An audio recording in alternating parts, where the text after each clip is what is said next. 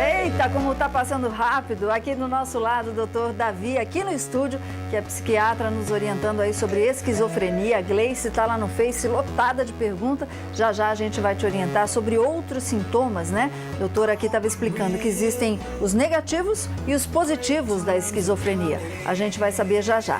Mas antes, aquele toque bem legal para você valorizar o que você já tem de melhor. O salão Medney Beauty Studio está localizado hoje no maior shopping do Vale do Paraíba. É claro que eu estou falando do Vale Sul Shopping. Tem cabeleireiro, tem estética, tem depilação, manicure, massagem. Apenas aí alguns dos serviços oferecidos por uma equipe de profissionais mais do que bem preparada para surpreender suas maiores expectativas. Aquele lugar gostoso, sabe? De encontro, de cuidado. O Medney Beauty Studio é todo planejado.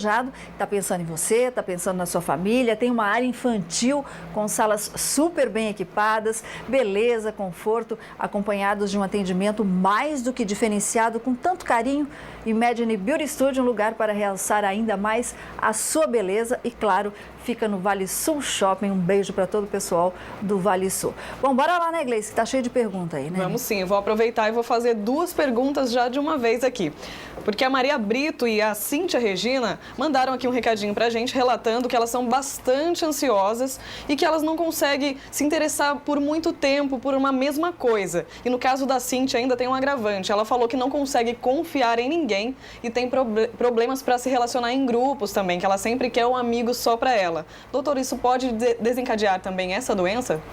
Não, olha, Gleice, isso parece muito mais um quadro ansioso, né? Muito mais para essa linha da ansiedade. Não me parece que é um aspecto mais da esquizofrenia. Porque a esquizofrenia, a gente falou bastante das questões dos delírios e das alucinações, que são sintomas positivos que a gente chama, né? Então, são sintomas que aparecem de uma maneira muito proeminente, né? Uma pessoa, quando está delirante ou quando está tendo alucinações, principalmente auditivas, é muito perceptível. A pessoa, o comportamento dela muda muito. Às vezes ela fica agressiva, irritada, né? Acontece uma série de coisas. Mas a gente tem na esquizofrenia também os sintomas negativos, né? Que são às vezes muito difíceis de tratar. E quais são esses sintomas negativos?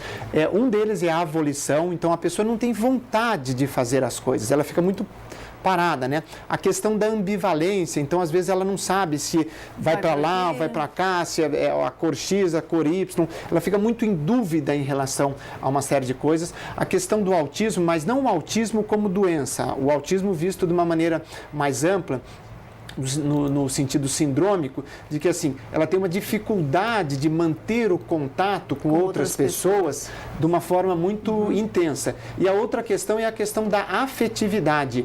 Então, o esquizofrênico, normalmente, o afeto dele, essa interação de emoção de uma pessoa com a outra, fica muito prejudicada. Não existe praticamente.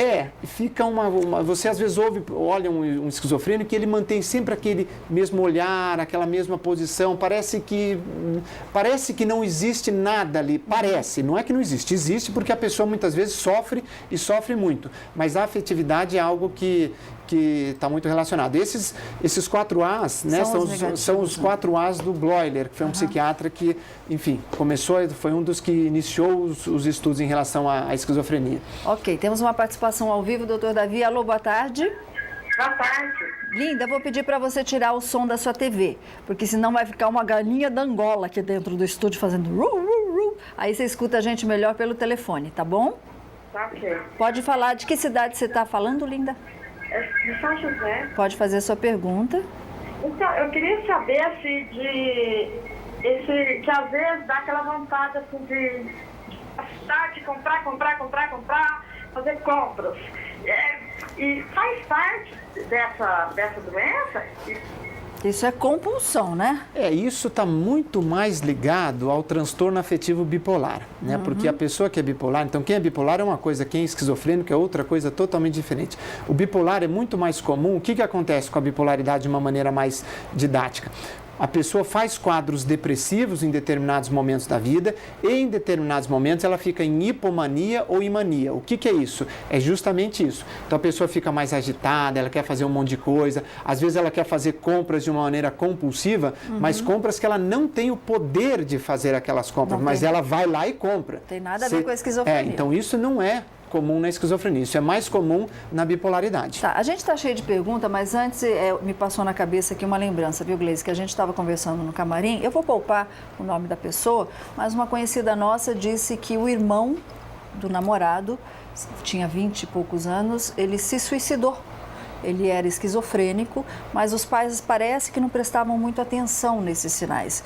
E chegaram em casa e o menino parece que ficou trancado uns dias no quarto e acabou se suicidando. É um caminho que, de repente, o esquizofrênico toma pelo sofrimento? Toma, e é algo muito importante o que você está falando, Solange, porque o suicídio é um dos grandes problemas que a gente tem hoje dentro das discussões na psiquiatria, né? E o paciente que é esquizofrênico tem um risco maior de cometer suicídio, né? Porque você imagina, uma pessoa que está num quadro delirante, então ela está achando assim, olha, tem uma pessoa querendo me matar, tem isso, aquilo, está ouvindo vozes, olha, você é isso. Às vezes, as vozes, normalmente, elas não falam coisas agradáveis, elas falam coisas ruins, ficam xingando, às vezes, a pessoa, falando mal, que você é isso, você é aquilo e tudo mais.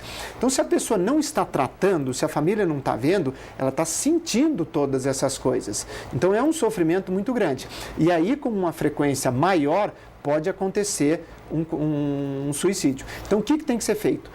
Identificou-se uma alteração de comportamento, imediatamente marcar uma consulta com um psiquiatra, fazer o diagnóstico para ver se realmente é um quadro de esquizofrenia e começar o tratamento. Porque quando a pessoa está tratando com os remédios, e hoje a medicina tem uma gama muito grande de medicações, normalmente todos esses sintomas que a gente está falando, eles diminuem e a tendência é até, de certa maneira, desaparecer.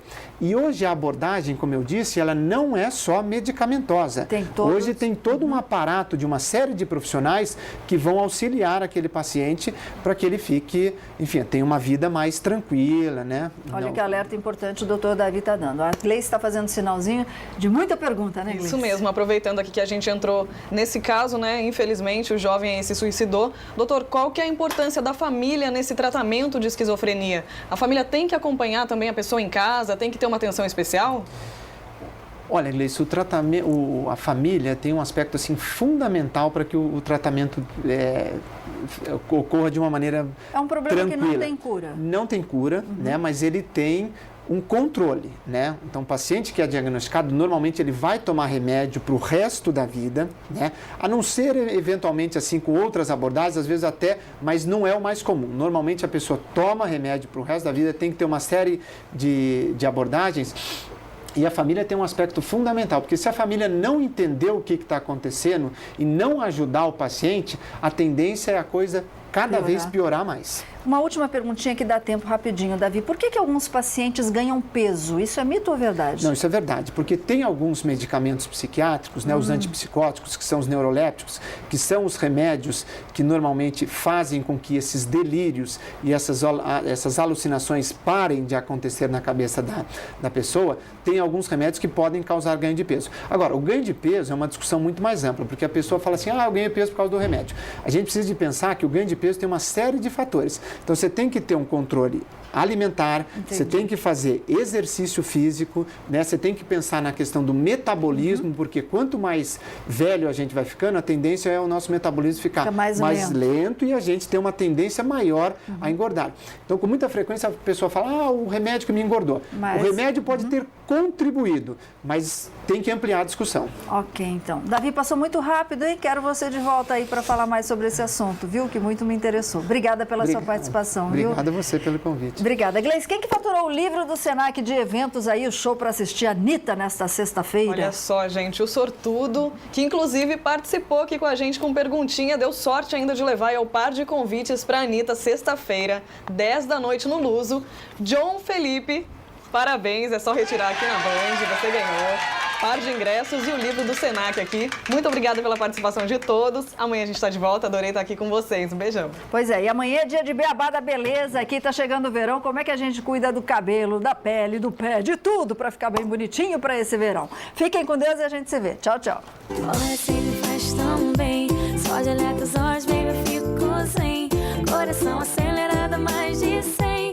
Juro que eu não quero mais ninguém. Você me faz tão bem. Olha, você me faz tão bem. Só de olhar teus olhos, baby, eu fico sem. Coração acelerado, mais de 100.